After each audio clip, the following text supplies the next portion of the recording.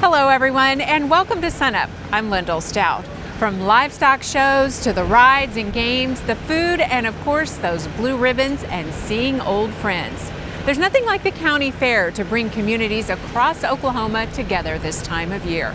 We'll have more from here in Stevens County a little later in the show.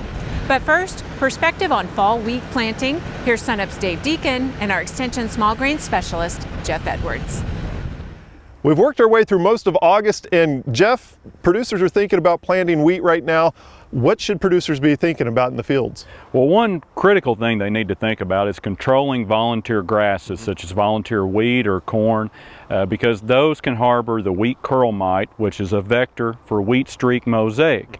The thing to remember about wheat streak mosaic is that there are no curative actions you can take for wheat streak mosaic. It's all preventative. That prevention starts now by controlling those volunteer grasses, making sure that any volunteer grasses are dead 2 weeks prior to planting. So you have to have that green bridge broken 2 weeks prior to planting.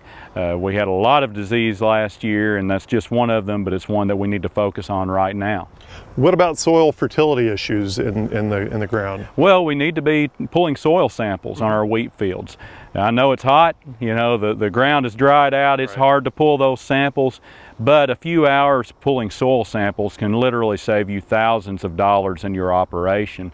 With the year that we had last year, we may have lost some of that residual nitrogen in the soil. You need to have a good handle on what type of fertility program that you're going to need for the coming year. And it's also a good time to start thinking about putting out those nitrogen-rich strips. They're a great tool, low cost, but they can save you thousands upon thousands of dollars. 2015 was the year of fungicide. Either you had it or you didn't. Do you think 16 is going to be the same way?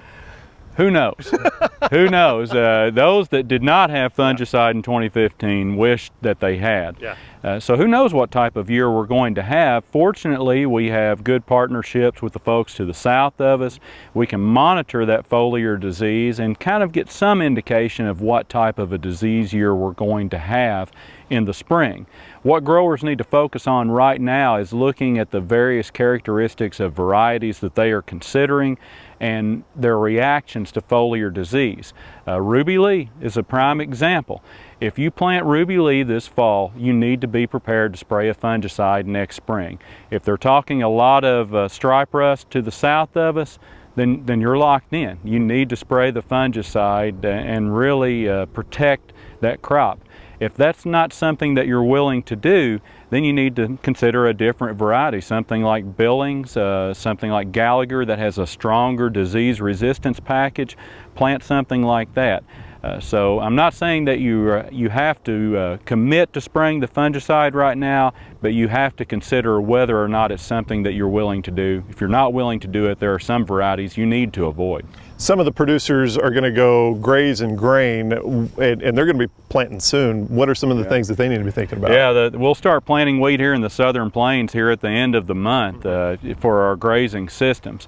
A few things those producers need to think about. We've kind of seen a resurgence of Hessian fly in recent years. If I'm going to plant early and I need a variety that is resistant to Hessian fly, we have Duster, Gallagher, Everest. There are some varieties that are resistant. The other thing that we're going to need to do is make sure we have a good fertility program out there to ensure we have adequate forage growth. It's going to take about 30 pounds of nitrogen to produce 1,000 pounds of forage. Most of our producers, if they start out with about 60 to 80 pounds of nitrogen in the soil, they'll be in decent shape. The other thing they need to consider is seeding rate. A lot of our dual purpose producers will seed at about 90 pounds per acre. If you want more forage more quickly, up that seeding rate to 2 bushels or even 150 pounds per acre if you can stand the seed costs, and you'll have more forage more quickly by doing that. You'll also use up the moisture more quickly, so it's a double-edged sword.